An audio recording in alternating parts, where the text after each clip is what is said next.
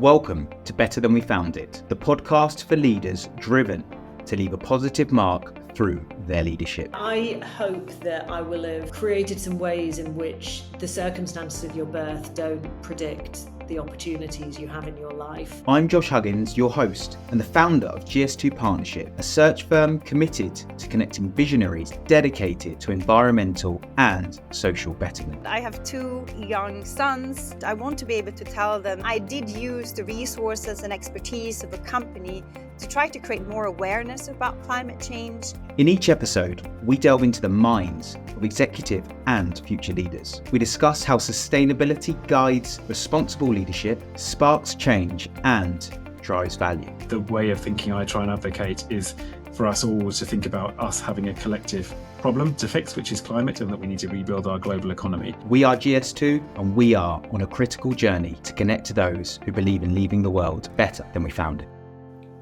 So welcome back to another episode of Better Than We Found It. It's great to have you with us today. On today's show, I am delighted to be joined by a true pioneer and innovator in the waste management and innovation industry, Dr. Adam Read MBE, Chief Sustainability Officer of Suez UK. So with over 2 decades of experience in waste management, circular economy, government policy and corporate strategy, Adam has been at the cutting edge and has seen the industry evolve from the inside and out. And we explore in our conversation his fascinating journey from it being a childhood goal through to something where he's now driving things from an executive level and inside and out of the government. So if you're interested in how to create stories to help translate and transcend the message, if you're interested in understanding what the innovative solutions are coming for the waste management industry, and if you're interested in what the green skills of the future are, then we cover all of this, and this one's for you. So let's dive right in. So Adam, welcome to Better Than We Found It. Hi Josh, thanks for the invitation. Looking forward to it. Very much so. So for those who don't know who you are, it would be great if you could give a bit of a mini introduction, an overview of yourself, your business and your role. Yeah, of course. So I'm Dr. Adam Read MBE. That's the news. I'm Chief Sustainability Officer and External Affairs Director at Suez UK. That is. So we're the UK arm of a big multi-regional, multi-geography waste management, resource management company. So here in the UK, I'm one of 7 board directors. We're a £1 billion business operating waste management facilities, resource recovery, infrastructure and services. So we collect rubbish, we segregate recycling, we burn residual or black bag waste to generate electricity, we do reuse and repair, and we do an awful lot of in between, moving materials to get it to hopefully somebody that wants it, needs it and is willing to pay for it, and also keeping the planet and the population safe by getting rubbish away quickly. Excellent. Well, I'm very keen to get into some of that, but you've got an interesting journey to this point, and I was very keen to share that with the audience. So if we can just roll it all the way back, you mentioned that you were introduced to the world of sustainability at quite a young age through your father's career and his job. So could you perhaps talk a bit about that, and also, I suppose, how that and your childhood shaped your view on sustainability, or whatever term was being used? Of course. Back then, I don't mean it in a disrespectful way, but a few years ago. No, I'm not sure we were calling it sustainability in probably the early 80s when this all started to come to light. I guess I grew up in a leafy London suburb, Kingston upon Thames, very close to Wimbledon Common, and I was a huge fan of the Wombles, both the television series with Bernard Cribbins, who did an unbelievable job of selling me these furry creatures collecting litter on Wimbledon Common, but also the books, and they were terrific insights into sort of human behaviour. And as a kid, in my formative years, I was reading all sorts from Agatha Christie, through to modern sports biographies. But they really captured this kind of, we throw stuff away, but there's these little creatures that are keeping us safe and doing this thing. And it was a bit later, maybe 2 or 3 years later, and I was, bad behaviour at school was litter duty, and suddenly it was, bing, bing, hang on, litter's bad. don't get caught for doing something wrong because you get litter duty. And I think this is starting to, resonate as a 12, 13, 14-year-old. And I got a summer job at Chessington World of Adventures. And everybody wanted to dress up with the big crazy character head and go around waving their arms and having fun. But I thought, no, the best job is going to be collecting litter and doing the bins, because I'm going to get to talk to people. I'm going to see it firsthand. And I guess some of that you've got to blame my old man for, because he was head of waste management at Kensington and Chelsea for about a decade or so. So whilst I was growing up as a teenager, starting to get the environment as an issue and understand that geography was by far the most important subject you could possibly study at school, I was also listening to him over the dinner table talking about the realities of collecting rubbish from a London borough. And trying to change behaviours, but with little effect. And so as a 16, 17-year-old, geography was the subject, waste management was becoming interesting, and sustainability, therefore, was part of the DNA, whether I knew it or not. So at that point, how clear how clear were you in your mind that would be the career path that you would follow? Or was it just a personal interest at that point? That's a really good question, and I think maybe you don't spend enough time reflecting on this. I mean, I wanted to be a professional footballer. There's never any doubt that was my preferred choice.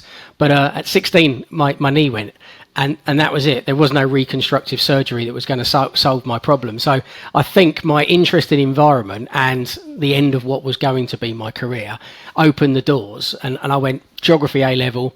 I want to go to university. Geography is what I want to study. Maybe I didn't know what the job was going to be, but I definitely thought geography, the environment, the human environment interface was a space that had jobs. I had no doubt about that, but also had an interest. I was passionate about it even then. So I guess I'd picked my direction of travel, even if I hadn't worked out what the job was going to look like. Sure. Well, we definitely have to go back to this professional footballer dream, because like you, I also had very much that. So where were you before 16? Were you at a club? Or Crystal Palace. What position did you play? Left back. Okay. Yeah, well, you might have left backs have a chance because they're quite a specialised position, I suppose. But I unfortunately was a bit more of a place where everybody wanted to play. So I was centre mid, or of course right back. So I called myself the non-league James Milner, because I did manage to have a non-league career. Oh, but wow. Non-league James Milner was well done, you. So that's that. But go on. I still love playing football now, by the way, and I'm coaching kids of the age of 12, and I find that just as rewarding as I ever did playing. But that has to fit around the day job now, doesn't it? For sure, yeah, absolutely. So back to the real career and the day job. So you knew the direction of travel, and as you said, you went through and did your studies, and then it ended all the way through to the PhD in waste management. Yeah. How popular was that course, and or how new was it? Was it because I suppose I don't think I've spoken to many people who have a PhD in waste management. So you're a rare breed. I bet you haven't.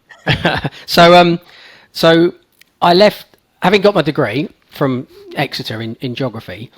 I was lucky enough to go straight into. I was covering maternity leave at Kensington and Chelsea as a recycling officer. So, they always say, don't they, opportunity knocks, and somebody was just leaving. They wanted to keep the post open. And here was a bright young geography graduate who was fascinated by litter and people. So I was perfect to be the junior in the team. So what started out 6 months became an 18-month apprenticeship. And everything after that, I owe to that 18 months, because I got to see waste management up front, up close. I got to see people. I got to talk to people about their behaviours. I got to understand the compositions of rubbish in different London boroughs. And I got to join any number of working groups and collaborations that were happening in London in what was sort of 1995, 96, when, the recycling agenda was just starting to bubble. And so right place, right time maybe, but it was a brilliant opportunity to open my eyes.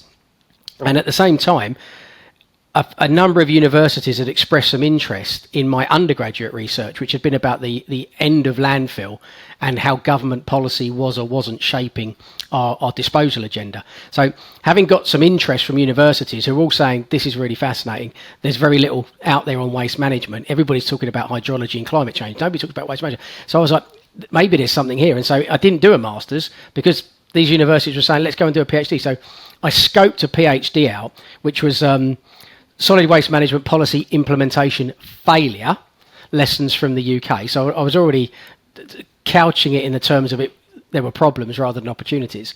And having spent some time with some really interesting people at the likes of LSE and Reading to scope this out, I ended up at Kingston, which was my home university, on a fully funded scholarship, which was unusual, doing a subject that at the time there were 2 other people in the UK doing a PhD that had a waste management flavour. Wow. So, and they've become very good friends of mine, and we're still working waste management today. So it was a little unique and a little odd, and it did take a bit of convincing for the dean of the science department to go, why are we doing a PhD in waste management? I'm like, because it's going to be big and it's really exciting, and you just haven't heard about it yet. But thankfully they took a punt on me, and I spent a very enjoyable 7 years doing the PhD, and then very quickly setting up a research group to do what I would call consultancy in a sector that had so many questions and too little answers. So my career was being mapped very quickly then. It was like academic, but with practical application. And my time in local government just helped to underpin that understanding. Sure. And you've already mentioned your fictional furry friends, or creatures, shall we call them, that were inspiring you back in the early days. And you mentioned to me that they made an appearance in this PhD. So tell me more about that. They did. Well, I was so inspired by the Wombles and Elizabeth Beresford's creations that I actually quoted them as chapter headings for each of my PhD chapters. And they became a recurring theme throughout the document as I wanted to kind of bring a little bit of my humour and a little bit of my personality to what was a very academic, and rightly so, submission. But one of the annexes, and this is one of my proudest achievements, one of my annexes is an article dedicated to the value and role of the Wombles in educating the British public as a means of sustainable education.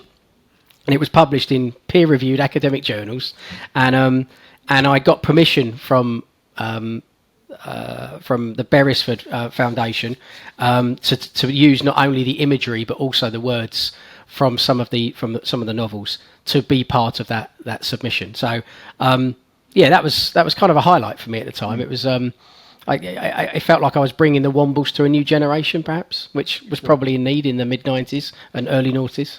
Yeah, but I think it's at that early stage, understanding perhaps even inadvertently, or recognition yourself that storytelling and putting things into the context that people understand is how you can drive systemic change and understanding around sustainability. So I think that was really interesting to me when I heard that about how I suppose it plays out now, is your ability to translate it.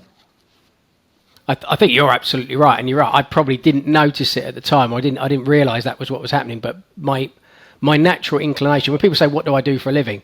I translate complex science into stuff my mum understands, and if I'm good at my job, then more people do the right thing more often than not, and then I can be happy. I don't need to be the best scientist in the room. I have to be the best communicator in the room, and that means being technical enough, but also appreciating that there's lots of different groups who, will be switched off by certain words or phrases. And I guess I tread that fine line between science and art in that respect. Yeah, for sure. And that's a really important point that, when I put my hat on as a search professional in the sustainability space at a senior level, we very rarely are, the roles are very rarely defined by the technical specification, although it's elements of it are nice to have, or some of them in specific industries might be essential. But actually, the majority, it's around communication, it's about engagement, it's about the ability to translate. And I think it's such an important point that people in the journey of their career through to senior roles in sustainability who have probably been rewarded for their technical knowledge early on, it's sometimes a difficult transition for them to go through. Transition.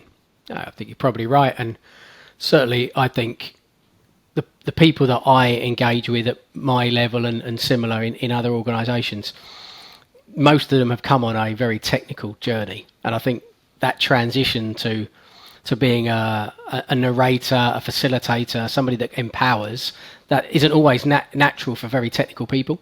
And so I think it's kind of an interesting hybrid that ends up in this kind of space. You know, I've got communications and sustainability in my remit. It probably fits very well together, I would say. For sure.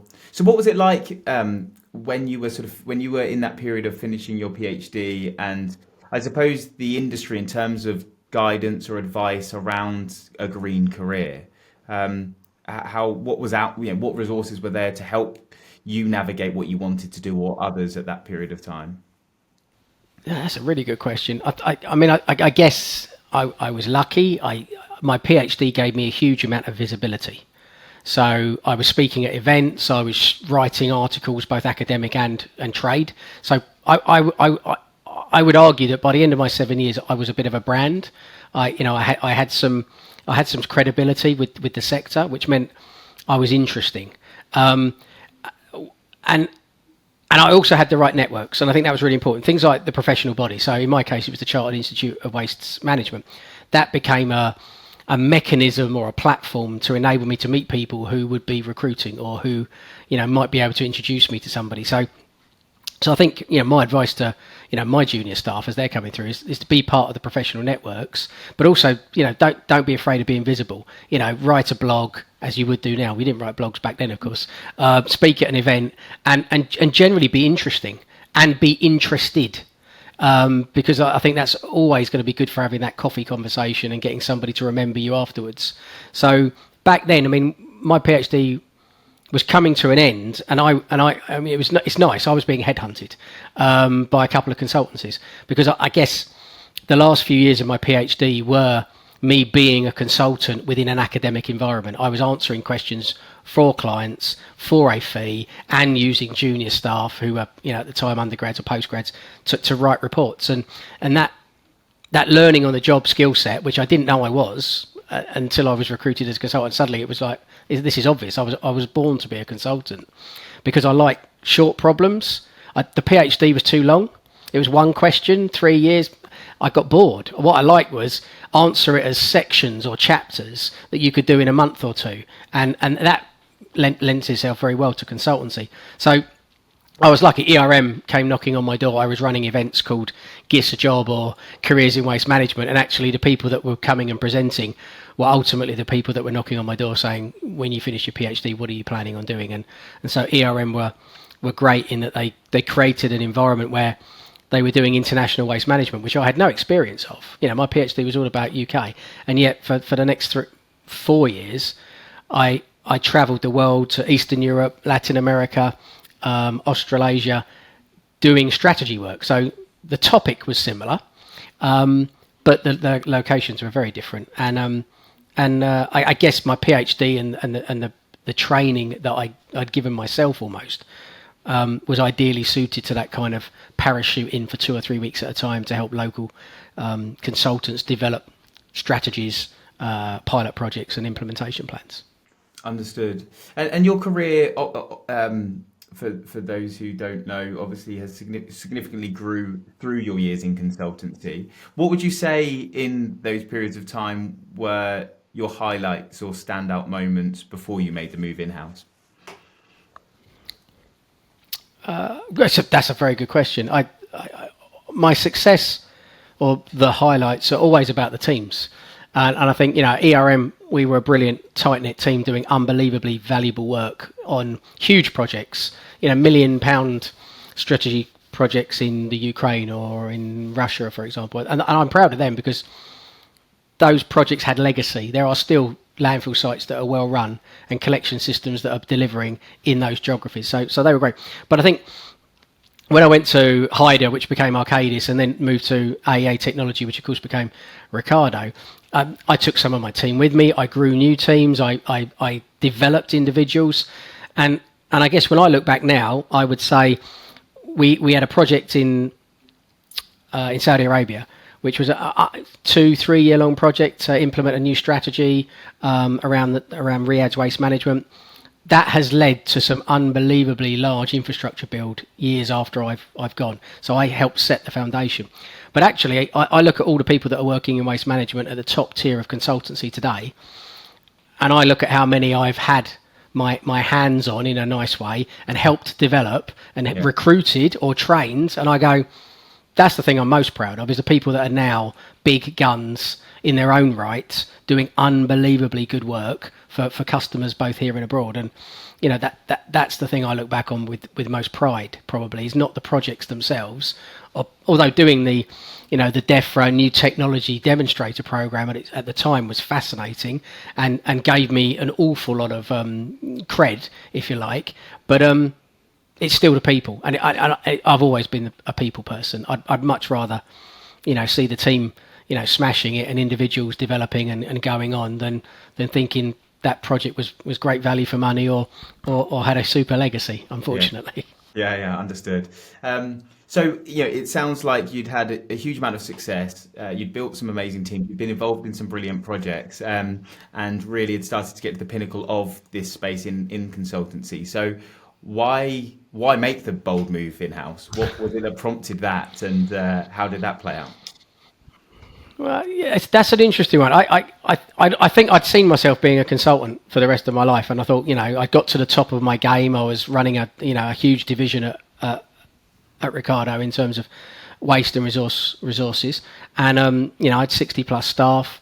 All the big customers were coming to us, and I couldn't have asked for more, and I was very comfortable because I designed it, developed it, grew it, and therefore I knew all the bits that were working.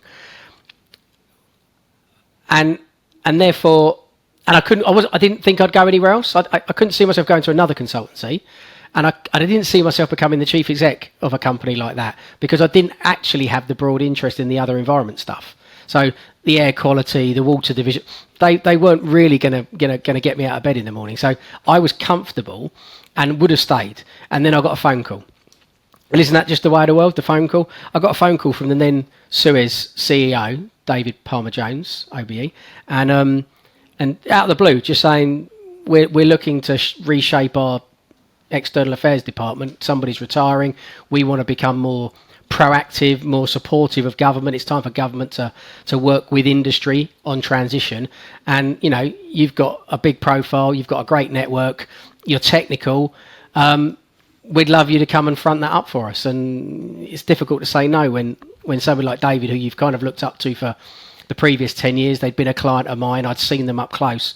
I was like, do you know what? He's just talked about the job that I'd never thought about, but actually that's exactly the job I wanted.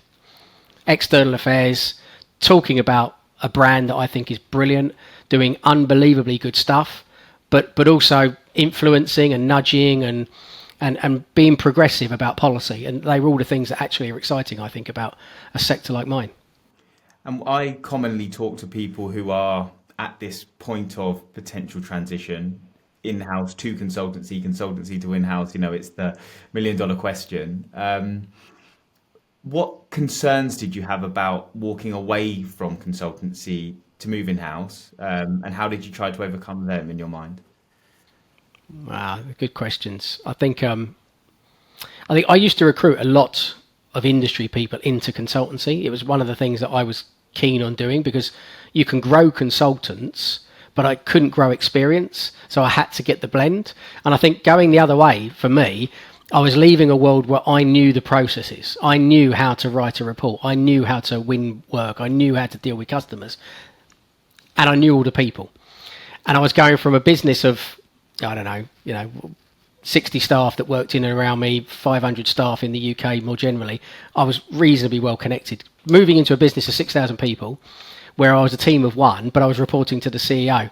I think it was the uncertainty of what that might mean. I wasn't worried about the technicalities of it, but I did have concerns about, this is just a very different pond, and the expectations were going to be probably higher. In consultancy, generate the revenue, Adam, keep the team, generate the revenue. Here, I was being asked to influence policy. that's a big ask, and it's not always easy to demonstrate that in 1 year or two. So I think that was the thing that probably was at the back of my mind. Just how easy is it to write a consultation response and get an outcome that you can go, there you go, Suez, we got a win on that one.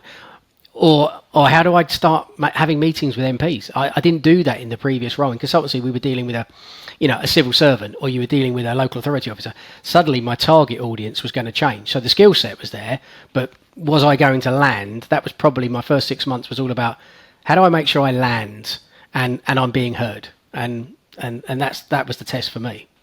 And these roles, now, but then as well, because they're creating, I suppose, profiles of positions that haven't existed before. That uncertainty about, well, what does success look like, is always one of the big questions clients talk to us about, and candidates talk to us about when they're moving into these new roles.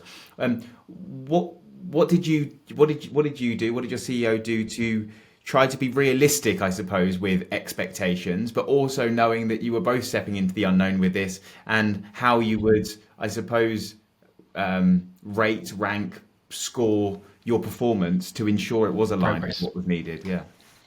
Yeah. Well, we went and had lunch. I think that was the best piece of advice. Let's go and have lunch and talk it over, and we come up with a short list of things that we felt would showcase progress, without necessarily having an outcome that was black or white. So, were we getting the right meetings? Were we being invited into the working groups? Could we produce a think piece or a white paper that would at least be visible and have some interest for our target audiences? They were my targets in year one. Show some progress, build some brand, or utilize the existing brand to give us traction.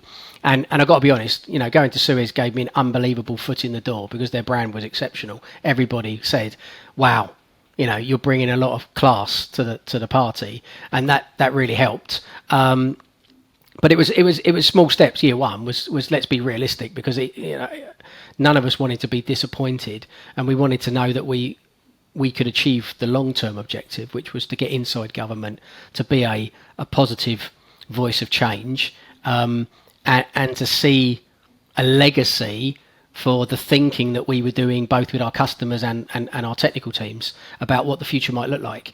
But to do that, you had to get some traction. To do that, you had to have some meetings, you had to have a think piece, you had to host some conferences, you had to be visible at some events. So we made sure that we were building momentum that was visible and was therefore trackable. For sure. And I suppose the other element of the change that sometimes I hear people perhaps underestimate is, as you say, in consultancy, there's targets that are quite clearly yours and defined, whereas you move into a much larger organisation where you're part of an executive team, and there's a lot more targets and responsibilities that you are a small part of, but you do need to contribute to. How did you build the relationship with your wider executive team, and also try to early stage build those relationships to work together to all achieve the things that were needed? No, your insights are spot on, because you're right. As somebody that did external affairs for the first 4 years that I was at Suez, I can't be external without understanding the internal and ensuring that the internal is on point and aligned. So I did have to work with the chief operations officer, the division heads of energy, those that were leading on our municipal bids, for example, because that was the frontier for Suez, if you like. That's where we're going. That's the next thing. So was I aligned? Yes. And were we talking the same language? Well, sometimes. And how do we brief them to get them to use the same language that I was using? Or how would they brief me to use their language? Because that was the one that was getting traction with their customers. I think visibility was important. And most of the senior management team for Suez were based in Maidenhead at the time. So, and I wasn't. But I made sure I was down there, and I was in the right meetings, and I was having coffees with people, and generally being part of the conversations that were informally happening. But also the CEO was bringing together a small group of us who were looking at the future for Suez, and that included the technical development director, it included the chief operation officer, it included me, and it included the then director of communications, because we were the ones that were going to be sowing the seeds. We were the ones that were taking our best practice and positioning it externally or with government agencies. So that helped as well, because I was immediately part of a group that was seen as the avant-garde, if you like, for where Suez in the UK was heading. And that helped, because that gave me traction with peers who probably were going, and I know one or two of them did when I first met them, who the hell are you? You do what? Because they were operational, and what on earth do we need this dude for? And you're a consultant. We don't like consultants, because that was the other thing.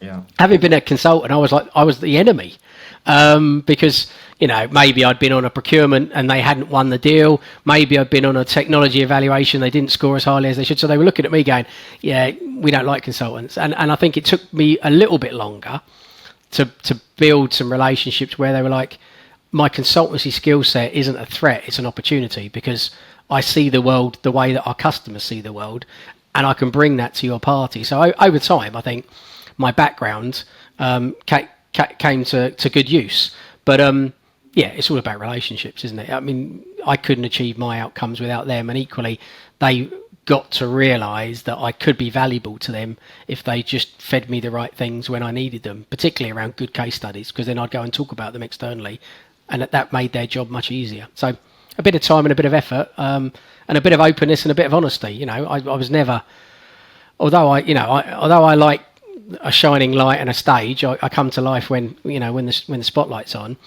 I always accept that I can't succeed without the team, because I'd have nothing to talk about. For sure, yeah, understand. So I want to talk about now and the CSO role, but before we do, I think whilst most people will, probably everybody knows the brand name, I'm not sure that everybody knows the extent of the organisation's operations and exactly what you do. So could you just give a bit of a summary of actually what the business does, how it's structured in terms of perhaps the different divisions or areas of focus, Sure. at a kind of high level? So Suez operates all forms of waste management, resource management. That's the key thing. So there's not a service or a site that we couldn't run that you might know, but we're not the only provider. So we've got trucks and we collect rubbish, and that's our municipal division. We'll work for big local authorities on contracts that run for 7 years. Get the trucks, collect the materials, and then they'll go to a sorting plant, recycling facility, and then they'll go on for disposal, usually energy from waste rather than landfill. We've also got an I&C division, industrial commercial customers, so that's where we work directly for business, and they've got different trucks, because you can't use municipal trucks usually, and but they often use the same infrastructure, so it's the same disposal points or the same transfer stations, the same bulking points. So we're creating a network of efficiency, so localized to centralized, and then from central you can move at mass. We run bulking vehicles, but we also run trains. So we move a lot of material West London to Bristol, from Merseyside to the northeast, so that we're taking material to our sites with the least carbon footprint wherever possible. So I&C division and a municipal division. We've got an energy division, so running our energy from waste fleet, nine major sites. That's like being a power business. So although you take waste and that fluctuates in its composition and therefore its properties, ultimately it's like running a power station. So we've got people that are used to running power stations. We've got people that run landfill sites, and we've got people that run anaerobic digestion facilities. They all sit under our energy division because they all produce power, heat, or energy. And that's kind of how operations is set up. And then you've got the functions that support that. So you've got the backroom staff that do the accounts and the secretarial and the legal. You've got the comms team and the sustainability group. You've got the HR function and such like. And then you've got the business development group, which is a team that we work closely with because they do marketing, but they also help write with tenders and submissions, both corporate and municipal. So there's a lot of synergy between us because we've all got different skill sets. And I think the art is getting the right people together to write the right thing, whether it's a sustainability report or a bid to Council X. But most of our staff, 6,500 at last count, which was earlier this year, something like 5,000, 5.5 are operational frontline staff. So they're people that drive lorries, collect rubbish, sort materials, run energy from waste plants, or facilitate the movement of materials. The other 1,000 or so are our support staff, who are just as important, but tend not to handle the waste. Yes, understood. So your role, you mentioned the Director of External Affairs, but now is Chief Sustainability Officer added to that. How did that progression happen, and what was the trigger or catalyst for that? So Director of External Affairs, team of one. Over time, I started to inherit individuals that had skill sets that were outgrowing the teams they were in. So I got a chap that was specialised in carbon, biodiversity and sustainability, who was sitting in our environmental risk team. He was looking for growth, and my external affairs space was, I guess because of my consultant nature as well, I was getting more involved with other things that were beyond purely external affairs. And I also inherited Sarah, who specialises in reuse, repair, social value, and recycling communication was her background. So these were people that were growing beyond the teams they were in and needed somewhere to go. And I became this kind of incubator hub for bright progressives. And that meant I had the sustainability people in one place all of a sudden, which meant I was given the sustainability brief. I became a board director when we reshaped our directors group as a whole back in 18 months ago. And that was partly when our director of communications left. And that meant you could put communications, external affairs and sustainability into one pot. Mm-hmm. And that meant that gave me sort of the credibility to have a seat on the board. But it also brought together a number of those closely aligned and very collaborative historically areas of business that just made sense to sit under one remit. So that's how, it's kind of, I'm a people person, and ultimately I've been mentoring lots of people, many of them now of sitting in my team, whereas historically they sat in another division. I see, yeah. And we see this across the board with the CSO role, how it's actually comprised is very different company to company. I mean, the term and the role has been rising in popularity and stature over the last 4 or 5 years. But when you break down what those roles are, I actually did a blog piece on it with the different types of CSO, because every company that has a CSO, the role is very, very different. It's not like plug and play. You can pick one CSO up from one company and expect them to be exactly the same because of maturity, sector, other elements of the remit. We see sustainability with communications, we see sustainability with operations, we see it can sit in, I think most places you could actually put it and put a reasonable kind of example to it. So I find that interesting, the CSO role. I think you're really right, because I sit in some of these CSO workshops that I get invited to. It's amazing when I got the title and actually put it on LinkedIn. I've never been so popular. Come to these events and talk to other CSOs. It turns out we're all completely different. Yes, because it is very business specific, and it always amazes me. I work in a hugely operational business. The last thing you're going to have is a CSO with operational responsibility, because we're very operate. But if you're in a business that has a small operational arm, you might be in charge of facilities as well as sustainability, and therefore default operations. It's quite interesting, I think, how those things develop. You tend to get communications more often than not, in my experience, because talking internally, sustainability needs an internal voice, because we're a bottom-up sustainability initiative, but you've got to have top-down targets and programs. So I'd be using the internal voice whether it was my team or not. So over time, it just makes sense. And externally, I guess it's just part and parcel of a brand. If you work in an environmental space like mine, then talking about the business and its performance go hand in hand. It's impossible to go and talk at an event and talk about Suez being a brand leader and a thought leader if you can't then talk about our actual performance in terms of sustainability and carbon or other metrics.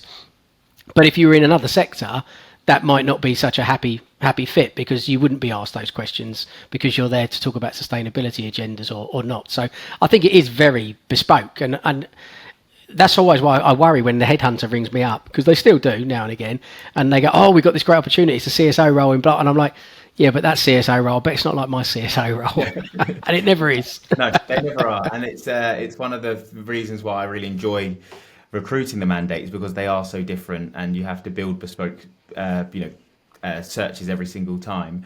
But if we think about Suez as a business, then the interesting piece for me, and something I wanted to get into in a bit more detail, is sustainability, and the piece of sustainability that I advocate and really enjoy discussing is about how you use sustainability to drive value creation rather than it just being a regulatory focus. But within Suez, I suppose you're in an organization that's, it's already been at the forefront of the sustainability agenda for years. The operational teams that you have, and as you say, the overwhelming number of staff who are operational, 80, 90% of your team are. So they must live and breathe sustainability because it's what they do. So how do you actually take an organization that already probably has that culture of understanding why it's so important, but still drive further value creation through sustainability in what I would assume would to be quite a mature, sustainably focused organization? I think we are a sustainably focused organisation, but I don't think we're as mature as perhaps you think we are. And that's because a lot of our operational staff are operational. So they're collecting rubbish, not because they necessarily see the sustainable benefits of doing it right. They see it as a job, and they see it as something that they can do, and it pays, and it ticks a lot of boxes. But I think if you asked a huge chunk of our staff, were they sustainable, or were they green, or did they buy into this kind of, three planet living, for example, so one planet living or three, planet profit agenda? I think that's why we're doing so much work now internally on sustainability, because we're now showcasing that what you're doing is absolutely frontline sustainability, even though you probably would never have had that conversation when you went out with your mates for a pint. And I think what we've got to do is harness all of the unbelievable work that's going on just every day, and then help them to do a little bit extra. So a lot of the work of our internal sustainability champions, one per site, one per team, given a day a month to help drive the agenda and share best practice, that their job is to go, well, hang on, this is great, this site's, you're all fantastic, but we need to have we need to do some wild planting, some wildflowers, or we need to do some litter picks on the local beaches with the school kids. We need to do something extra, because what we're doing is great, but we do that every day. And well done, and that's a tick in a box. But we could do a bit more. So, are we doing enough recycling of our own office waste? Are we car sharing when we come to work as much as we should? These are little nudges. We're not turning them into eco warriors, because actually their day job is almost eco warrior. What we're asking them to do is just do a little, give me 5% more on a journey that isn't difficult and shouldn't be. I shouldn't undermine their worldview, because I can't change who they are overnight. But what you can do is you can empower them and encourage them and support them in doing a little bit more. And I guess that's where we are as a business. It's, sustainability. 3 of my 9 strategic targets are out and out sustainability. 3 of them are around financials. 3 of them are about people, but even 2 of the people ones you could argue are sustainability, because they're well-being focused. So happy staff, happy customers, which is our big pitch, leads to an efficient workplace. And we've got to deliver carbon benefits. We've got to deliver reuse and repair, and we've got to improve our biodiversity. Because that is one of the really weak areas in the waste management world. Biodiversity is a problem because we tend to be ugly concrete sites. So, they're the things that we're focusing on to do a bit better. But there's so much more. I mean, we capture all of the volunteering work that goes on across the business, and we've got an app designed, People and Planet app. You can put in there the litter picks you do, or you've got you've had a school visit in, or you've gone and done a talk at a cub or a scouts event. We capture all of that, because it's all about progress. And suddenly you can start to go, wow, there are literally hundreds of thousands of interfaces that we're now having that are positive. And that's generating environmental good, social good, and ultimately customer centricity and warmth. All of those things are great for a business that wants to be sustainable in all sense of the word, because we want to be here 30 years from today, operating in a different world with different materials, of course. But equally, we to do that, we have to make money, we have to pay our staff properly, we have to train them, look after them. So we can't do it on a shoestring. So that's how we see sustainability. It's very pragmatic, but it's also very progressive. Yeah, for sure. And as you say, and I think linking back perhaps to those earlier Wombles connections that we mentioned, but selling the story, taking people on the journey, making them understand why. Because I assume with something like that, an app, it's a great idea to the people that it really matters to, but to the frontline worker, it could be seen as extra work that they have to do. So how do you sell the story as to why it's important, what they're being part of, and bringing them together? You're absolutely right. The narrative's key, and this is where my internal comms team are exceptionally good at, making stuff land for a refuse collection driver or a street sweeper, because what drives them is going to be different from what drives the environment team. And so maybe I shouldn't write those kind of comms. I should influence them but not write them. And I think that's right, because filling in an app that takes time. Thinking about these things is taking them away from what they're interested in doing. But when you talk to them and you get them in their team briefings and you get 5 minutes before they go out on shift, and I was out on street sweeping shift just last week in Milton Keynes, and I got to see all the street sweepers. They were all ready to go out, and you got 5 minutes if you could capture their attention. Good on you. And but I think most of them are from the community. So if you can talk to them about the benefits to the community, then they're more likely to be hooked than talking to them about benefits to the environment more generally. The recycling rate is almost irrelevant, but the looking after the streets because their kids play there, or the park, or contributing to a litter pick that's going to make the beach clean for the weekend. Now you can get anybody to buy into local benefit because they're local people. Yeah, for sure. And the storytelling piece is critical. So I'm going to go on to some broader industry questions, but you've touched on a little bit there with this overarching strategy that you have of those 9 pillars. Could you just kind of succinctly define those for us and how they guide your sustainability efforts? Yeah, well, so we've got one about profit. There's one in there about our top line turnover, if you like, which just is about growth. There's one in there about the funds that go to R&D, which we want to grow year on year. So that's showcasing that we're progressive. We're not just making money. We're making money to invest in the future, new technologies, new innovations, new AI, etc., etc. So it's recognising that growth generates opportunity. We've got the target around reuse and repair, which is a tonnage target to show growth year on year because you need to build the services. We've got a target to be carbon neutral by 2040. Which is quite difficult because given we're heavy diesel and we burn a lot of waste, that's a massive step change. But there's a lot of work we're doing on technology innovation at the moment. There's a target for biodiversity net gain across our sites, and that starts with doing baseline audits now, and then next year we have action plans for the priority sites, and that goes on from there. We've got staff engagement and a positivity score about contribution to our annual surveys, and more importantly the feedback loops and the action plans that come from those. We've got a social value target of just over 3 billion, and at the moment we're about 2.7 billion, and we've been growing year on year for the last 4 years. Wow. So that's all about the giving back, it's all about the job creation, it's all about young offenders getting apprenticeships, it's also about the environmental performance. So that's quite a holistic target, if you like. And so you can see they kind of fit into these little bubbles of people, planet, profit, but they fit together, and they all are couched in customer centricity, because we only exist because we've got customers that are willing to trust us and go on journey with us to do waste management, resource management with them. So we measure those 9 and probably about 200 other not so KPIs, but it's still important nonetheless, weekly, monthly and quarterly. And so the management meetings that I sit on the board, we're constantly reviewing how we're doing and whether the interventions or activities are working.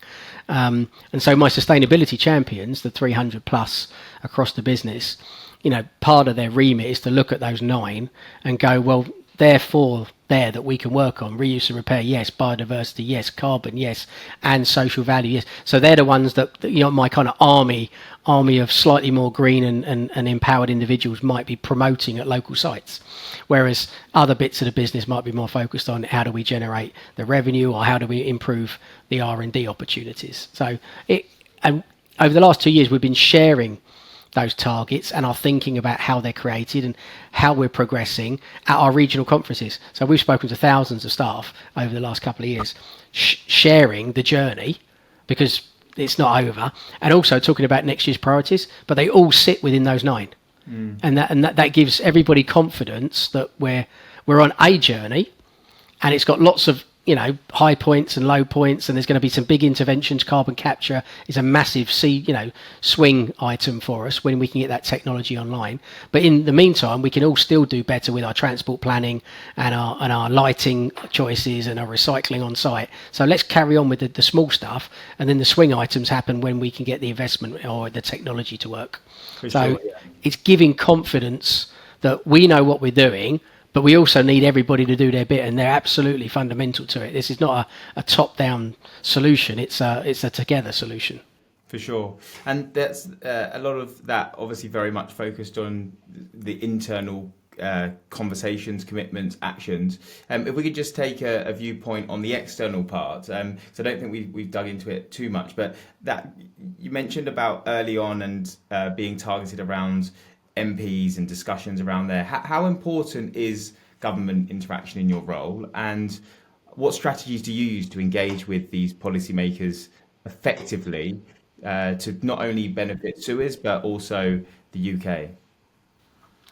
So your average CSO will probably have less political engagement than I do, simply because I had the external affairs remit first.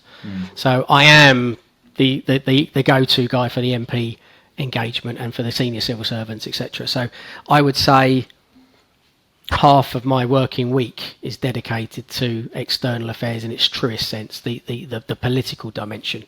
My sector is so heavily regulated that it's inevitable that if we're not talking to parliamentarians and civil servants about failings of existing policy, sounds a bit like my PhD, or opportunities in new policy, then, you know, we end up getting hijacked by some new target that's meaningless, but then we all have to spend millions and go backwards to achieve. And ultimately my job is to, you could argue it's to protect the reputation of Suez, but my CEO's remit for me is far broader than that. My job is to help government facilitate a transition to a world without waste, to a resource efficient, circular, net zero economy. And my job is to provoke, encourage, support, nudge politicians and senior civil servants to go on, the exploration, whether it's come and see a site or read a briefing, or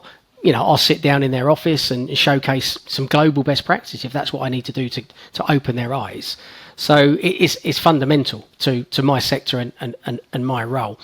And given that we've got a new government recently appointed, I'm busier than ever with a bunch of new MPs who have never been an MP before, so they're learning to be an MP, and now they're learning that they've got more than just a local interest, because they're sitting on working groups or committees or such like. So I'm very busy with briefing notes and coffee meetings just to set the scene. And one or two want to come and see a site, and I'm more than happy to open our doors so they can come and see the far side of resource management, if you like, because most of them have never been inside a recycling plant.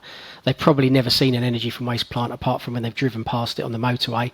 And when you see the crazy technology and the unbelievable skill set that's on offer, it kind of opens the minds. And at the moment, the one topic that is probably gripping civil servants and MPs alike, and the door opener for me, is green skills. Not everybody wants to come and talk waste management, but they all want to come and talk about how we're going to decarbonise. They all want to talk about how we're going to get new apprenticeships, new internships, new courses at higher education and at university. How are we going to build the green chemists of tomorrow? How are we going to build the policy makers or the regulators that can handle the crazy innovation that is going to face our sector over the next 20 years? I can offer that, and I'm more than happy to sit down as a bastion of green skills, if you like, and talk that through. And for me, you think about a 30 plus year career in waste management, of which all of it's been sustainability, by the way. And I'd say green skills has almost brought me full circle back to that space now where I'm thinking, well, what is the career path for Adam if I was coming through university or college now? Because it's a very different space. And actually, we need to be much more aggressive in marketing these sectors that don't exist or hadn't existed. So you go and talk to a schools advisor about what careers they're advising to 17-year-olds. They ain't talking about resource management, circular economy. They're not talking about waste management. Oh, that's dirty. They're still talking about banks and vets and the stuff of yesteryear. And I'm sitting there going, no, we're talking climate change superheroes. We're talking the wombles of the 21st century. We're talking careers that are going to be transferable skill sets from so many different sectors that are all transitioning. I said this is the most exciting time ever to be working in what I would call green energy, green materials, green anything. But you've got to get your careers advisors to understand that, and that's one of my biggest challenges at the moment is painting that picture again of the future being exciting and full of opportunity. If there was somebody listening to this who was an Adam back when 16 round the dinner table or whatever, kind of dreaming big of the waste management industry, what do you think are some of the key skills or characteristics that will become essential, or that people should be thinking about now as they embark on these types of careers, given that the actual roles have not been defined and some of them may not be defined for a long time? No, and they'll be so diverse as well that there won't just be one core skill set. I think for me, whether you're going to have a chemistry underpinning or an engineering underpinning, or whether you're going to be somebody that does policy, I'm going to park those specialist bits because I think that they're quite unique. I think the other stuff though is quite common. I think people that are going to be successful in a future circular economy, resource management, resource efficiency world, and people that can live in a sustainability environment, let's be honest, we are the future, need to be pragmatic, but they need to have vision. They've got to want to push the boundaries, because doing what you've always done won't get us anywhere near. So they've got to have a bit of visionary, but they also need to understand that corporate world doesn't do revolution well. You need to take finance on a journey or HR on a journey. So there's a bit of pragmatism in there. I think they need to be collaborative, and they need to have skill sets that enable them to have the empathy for different stakeholder groups, because that's how I get change. Is you recognize that that's a risk to somebody, but it's an opportunity, and it's the narrative again. So I think storytelling will always be important in this space, but a willingness to work in big teams that will change and have different skill sets and different backgrounds, I think is really important. And I think whether it's a problem solving perspective, and I think my consultancy time grounded me in this respect, an ability to go, okay, let's look at the fundamentals here. Let's take it apart. Let's run some scenarios. I think the future is going to be all about scenarios and decision making. So being able to run those scenarios, whether it's in your head or on an AI platform, I think will be really important, because we're going to face some very difficult decisions. So being able to articulate those and collaborate around those, I think will be really important. So if you're thinking about what subjects to choose as a 16-year-old today, you want to be choosing geography, obviously, an ambassador for the discipline. Don't get me wrong, you can choose sustainability if there happens to be a degree course near you that ticks the box, but I think geography is still pretty sound. But don't be afraid of then embracing some other modules.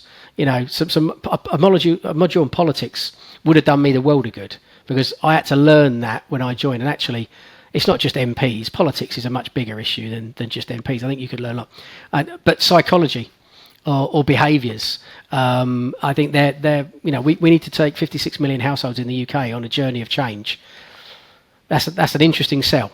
So think about how you do that and what the trigger points are. And I love sort of nudge theory and that stuff that's come to me later in life. I wish I'd known it when I was younger. So I think there's a lot of what I'd call non-technical, but actually they're for me they're the fundamentals of change. For sure, absolutely. Well, thank you for sharing that. Now, I've got some quick fire questions before we wrap up. Now, you mentioned taking households on a journey, and I think that there is, as a consumer who, although I sit in and amongst the sustainability world in terms of what I do, I'm not a technical expert. So there's lots of conflicting advice around recycling, and I feel like I'm privileged to speak to somebody who must be able to tell me about some common misconceptions around recycling that you can debunk for me and the audience right now. So what's one or two common misconceptions that people have around recycling that you can put the record straight on? I always get asked this one, and I never know what's the most interesting because I live it. But I guess I'd probably say something about on the recycling side. Not everything is recyclable, even though you'll read the labels. And the other thing is the labels, just ignore them; they're all misleading. Seriously think about, is it a plastic bottle or not? Is it a piece of paper or card or not? That's what gets recycled. The minute it gets complicated, it's got loads of labels, there's a good chance it isn't getting recycled. So, don't get brainwashed by the greenwash or the crazy labeling would be one. And number two, I'd probably say something like energy from waste plants are not evil, because you get a lot of press that burning rubbish is bad.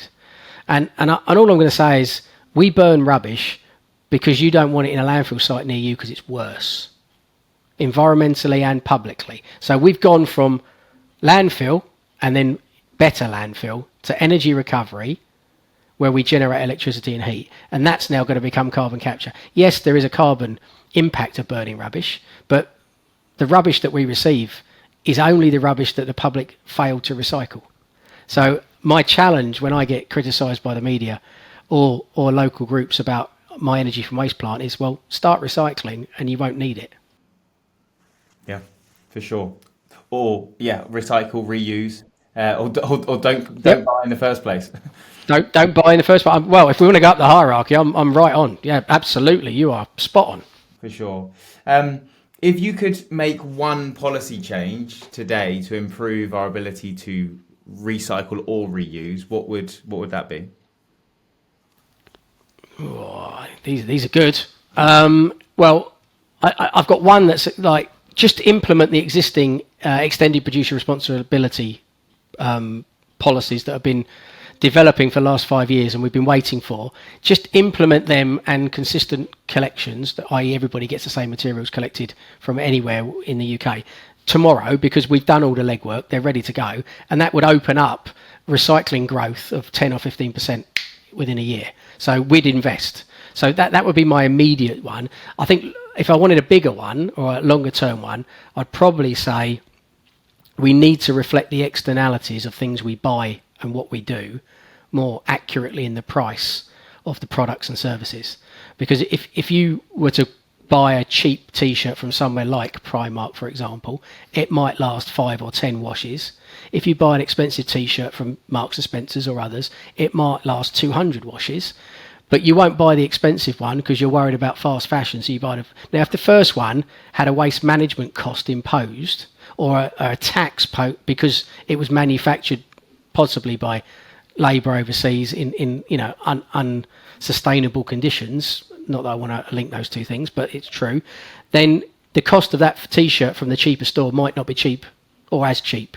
And therefore you might change behaviour by understanding that you're buying something that is cheap for a reason. And I think that's the problem we've got. Too much of the costs incurred in treating materials in society are not reflected in the price of the good or the service. So once we get carbon taxation flowing through the system, you'll start to realise that certain modes of transport, certain products, certain packaging are significantly cheaper than others. And that may well open the door to very significant behaviour change. Sure. What's a green or clean technology that you're most excited about right now? I'd say chemical recycling, because it's the one for me that isn't certain, because there's a lot of work still to be done to prove that it can work at scale and to get the carbon footprint right.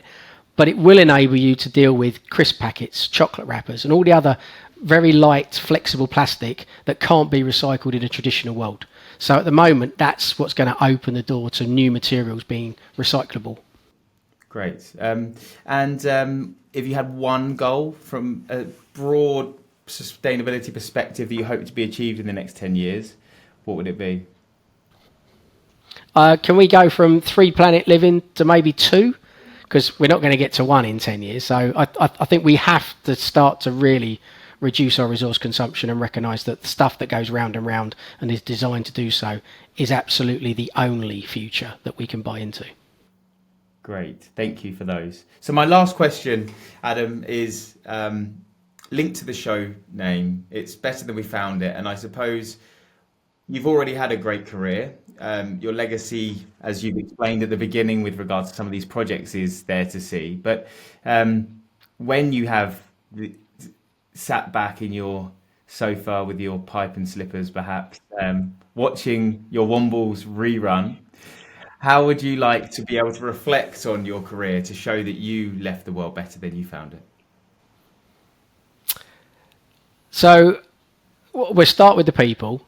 If I'm sitting there at 65 or 70 with a nice, non-alcoholic beverage and and a pair of slippers, and I'm wearing shorts, by the way. It's shorts and slippers is the look. I think if I look back and I go, do you know what? Look at some of the leaders. Look at those people writing policy. Look at those people that are leading the waste companies. Look at the people that are driving change in local government. If I can go, yeah, I've worked with them. I trained a few of them. I mentored 1 or 2. That's the kind of legacy, because then I know that they're going to do exactly the same for the next generation, and that's the legacy I want. Is that more and more of us are giving back to what's coming after us, because I was fortunate to receive mentoring, support, and people that were willing to open doors and introduce me to others. So it makes the world go round. It really does. And I think from a more wasty sectoral perspective, I guess it'd be great to see some of these new policies, extended producer responsibility, consistent recycling, that I've been working on for the last 5 years, and to see the green skills agenda that I've been really pushing on behalf of the sector with government. It'd be great to see them up and running. So, recycling rates up another 10 or 15%, and a whole heap of new courses and collaborations with, content around reuse and repair, with content around, circular design briefs, with content around chemical recycling. The things that are going to make 2040, 2050 resource management sector work, I'd like to be able to say, yeah, those courses, those people, I was around when we started kicking that one down the track. That'll be good. I'll be happy then. Excellent. Good. Well, I wish you all the best in that journey. It's a lot of work to do, but it sounds like you're the man to kick down the doors to make it happen. So it's been a real pleasure to talk to you today, Adam. Thank you so much for sharing your insights, your story, and your views on everything. Really appreciate it. And of course, wish you and Suez all the best on your continued journey and plan. Thank you for the invitation, Josh. I thoroughly enjoyed it. You know what you're doing, so the questions were great. And I'm not retiring anytime soon before the rumour mill starts. Yes. So I've got plenty of time to sort some of this out. Thank you. Good stuff. All the best. Thank you for joining us on this episode of Better Than We Found It. I hope you have found value from this to support your own purpose-led journey. This episode was brought to you by GS2 Partnership, my organisation focused on providing talent solutions for sustainably focused organisations. We are driven by our purpose of connecting the people who believe in leaving the world better than we found it. If you are looking for a partner to support you with your hiring plans, or you are looking for your own career next steps, please reach out to us or personally drop me a message on LinkedIn. It's great to hear from listeners to the podcast, and I would welcome the opportunity to talk to you. Thank you very much, and stay tuned for our next episode.